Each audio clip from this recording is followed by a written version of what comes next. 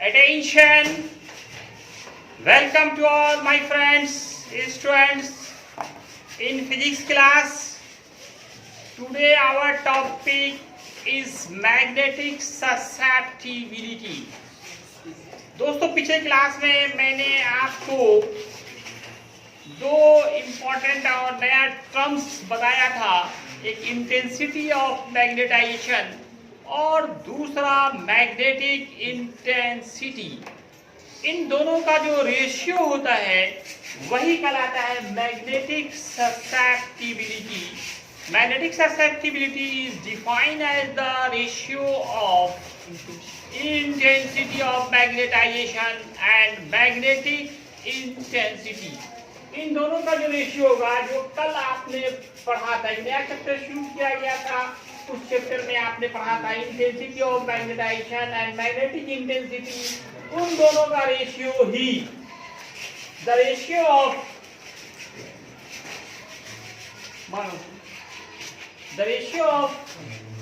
magnetic ratio of intensity of magnetization, intensity of magnetization and magnetic intensity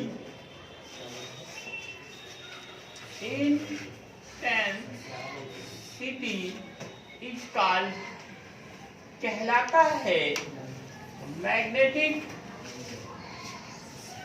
susceptibility।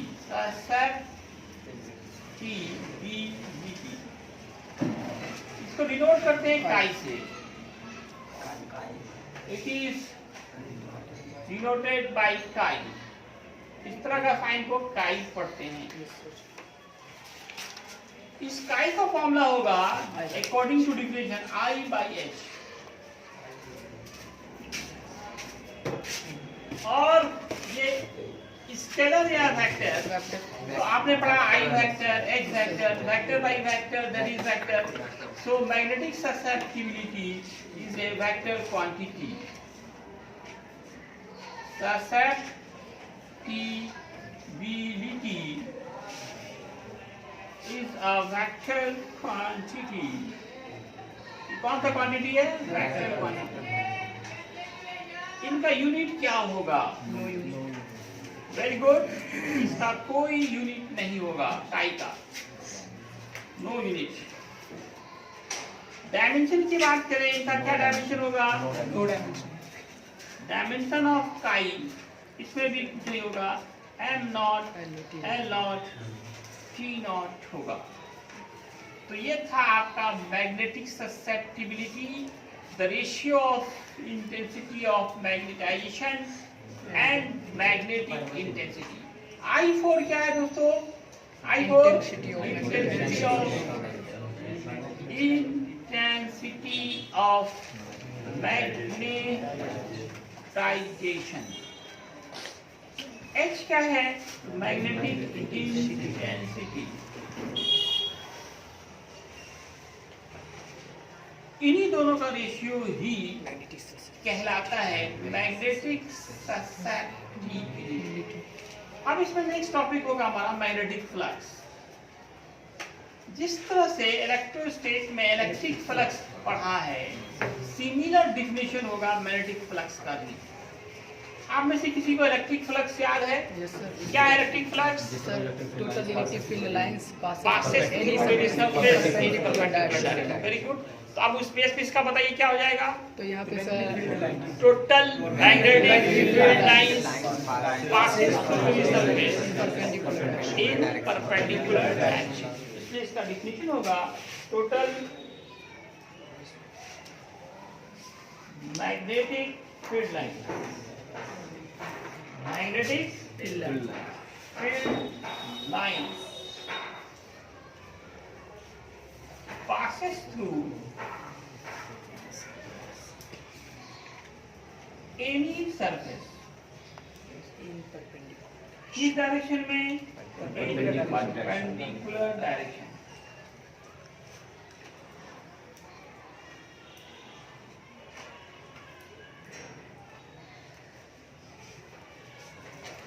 is called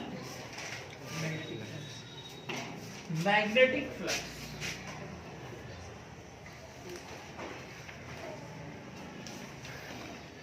ये magnetic flux हमारा बहुत ही काम का चीज है। इस चैप्टर में भी, आगे के चैप्टर इलेक्ट्रोमैग्नेटिक इंडक्शन में भी हम लोग इस पे चर्चा करेंगे। इसका यूज होगा मैग्नेटिक फ्लक्स का। तो मैग्नेटिक फ्लक्स को डिनोट करेंगे 5B से। It is denoted by 5। क्योंकि 5 से इलेक्ट्रिक फ्लक्स था, मैग्नेटिक फ्लक्स है, यहाँ B लगा देंगे। 5B से इसको डिनोट किया जाए।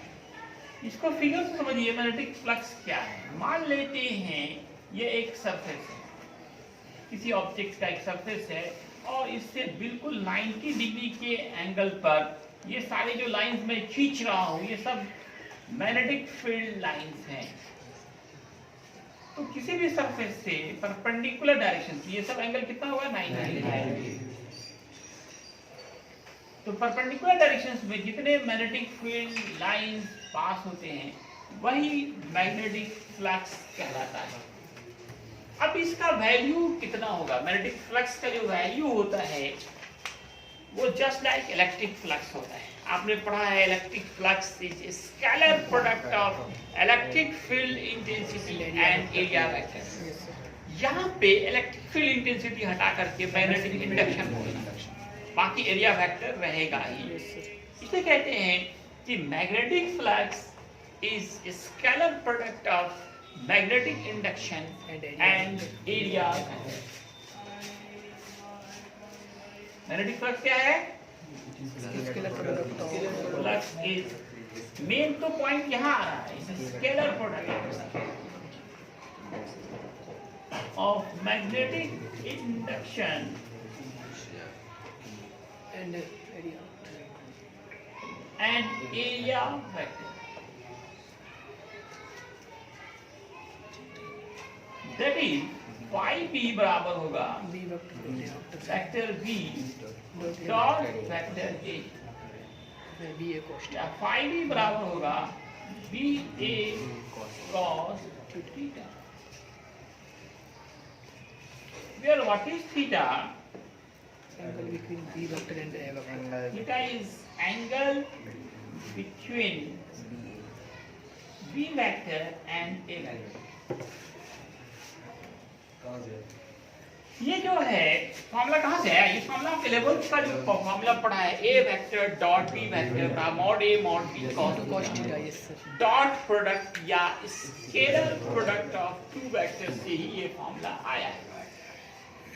यहाँ पे देखिए एरिया वेक्टर। एरिया वेक्टर क्या है? इतनी चीज यहाँ पे एरिया वेक्टर है कि तो बातें इलेक्ट्रोस्टैटिक में ही एक्सप्लेन कर दिया गया, क्योंकि इलेक्ट्रोस्टैटिक में आप ऑनलाइन थे, ऑफलाइन थे नहीं उस वक्त, तो आप इसको ऑफलाइन भी समझ लीजिए एरिया वेक्टर को। एरिया वेक्टर का कंसेप्ट हमको दोनों जगह चाहिए और बहुत ही इंपॉर्टेंट है एरिया वेक्टर का कंसेप्ट। एरिया वेक्टर क्या होता है कि अगर कोई ऑब्जेक्ट है, मान लो ये एक्स वाई प्लेन में कोई एक ऑब्जेक्ट है, उनका एरिया ए है। एरिया को वेक्टर बनाना है तो क्या करते हैं, उसके डायरेक्शन को फिक्स कर देते हैं। वो कौन सा डायरेक्शन होगा इसका? तो याद रखिए कि हमेशा एरिया वेक्टर का जो डायरेक्शन होता है वह उसके प्लेन पर परपेंडिकुलर होता है। प्लेन पर क्या होगा? परपेंडिकुलर। तो अगर ये एक्स वाई प्लेन पे है, एरिया वेक्टर का डायरेक्शन किधर होगा? जेड की तरफ होगा। किधर होगा? Z x.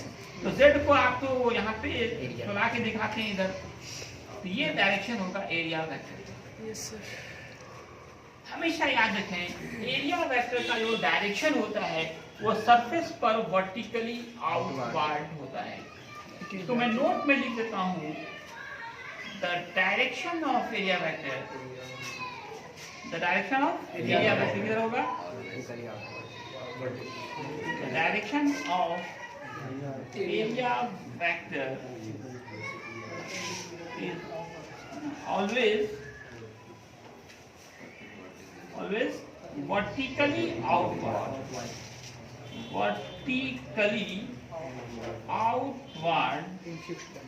on the surface।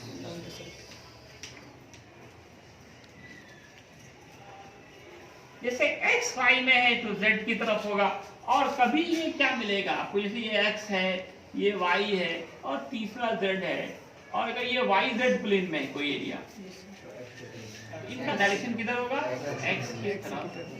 हमेशा याद रखना सरफेस पे वर्टिकली आउटवर्ड होता है, direction of area vector is always vertically outward on the surface. तो यहाँ तो कुछ स्पेशल केसेस करेंगे अब हम लोग, स्पेशल केस। पहला केस करेंगे कि अगर थीटा 0 डिग्री हो तो बी है। ये थीटा 0 कब होगा, जब when magnetic field lines are perpendicular।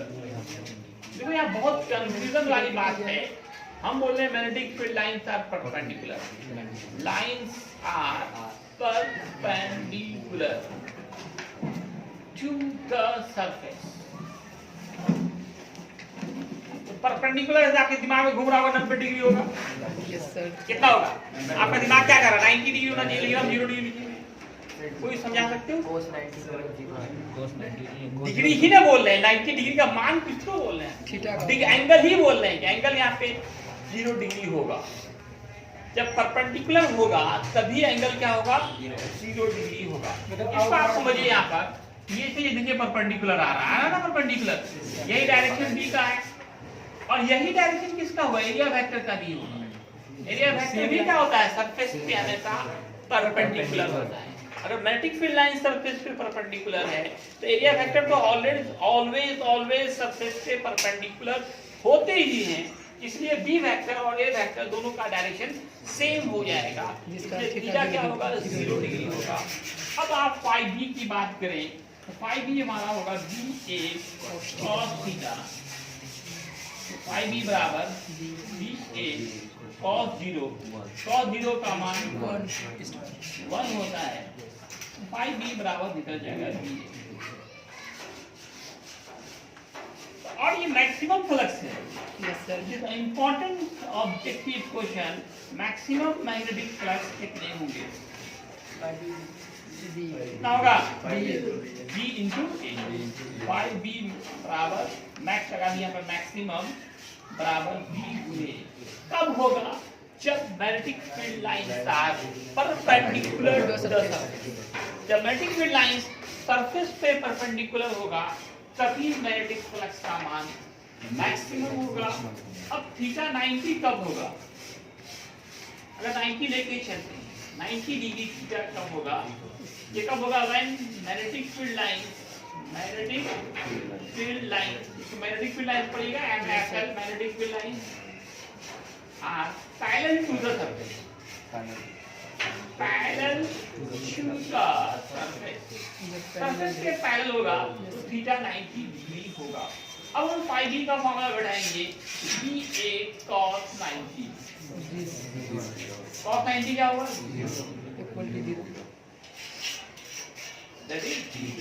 तो ये मिनिमम हो गया, तो मैक्सिमम हो गया बी ए। कब हुआ, when magnetic field lines are perpendicular to the surface, then magnetic flux will be maximum and maximum value of magnetic flux is VA। Electric flux में भी यही बात बताई गई थी, आप देख सकते हैं, है ना, आप YouTube पे जाके पिछला लेक्चर देखिए जहाँ पे मैंने इलेक्ट्रिक फ्लक्स पढ़ाया है। अब इस दोनों को मैच करके देखिए आप, है ना, YouTube पे आपको बहुत अच्छा आपके पास साधन है, आप आराम से देख सकते हैं, दोनों को कंपेयर करके देखिए, बिल्कुल सिमिलर लगेगा। इससे फायदा क्या होगा, आपको दोनों याद हो जाएगा, इलेक्ट्रिक फ्लक्स भी और मैग्नेटिक फ्लक्स। आप लोगों से लेकिन एक शिकायत है, आप लोग लाइक बहुत कम करते हैं, जितने लोग देखते हैं उतने को लाइक करने में क्या आता है, लाइक करने में क्या कुछ पैसा या खर्चे, कुछ खर्च होता है क्या, कुछ लोग बहुत ही कंजूस होते हैं, बताइए, लाइक करने में भी कंजूसी है।